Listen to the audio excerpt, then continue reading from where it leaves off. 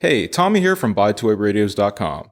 This is the KG-935G Plus, the upgraded version of Wouxun's KG-935G handheld GMRS radio. What we're going to go over today is the PF key quick guide and how to access it.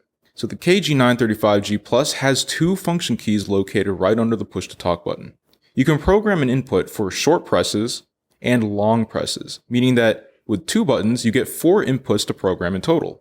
Of course, the original 935G did have programmable function keys, but what the Plus adds is the ability to access a PF key quick guide that tells you exactly what is programmed to which button and how long you need to press it.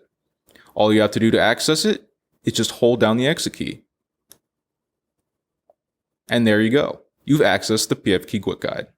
Now we can see what is assigned to the long press for the first key, the short press for the first key, the long press for the second key, and the short press for the second key. And then you just hit exit to go back to the default screen. Once again, you just hold down the exit key and it takes you right to the PF key quick guide. The KG-935G Plus is available now at BuyToWebRadios.com. I'm Tommy. Thanks for watching.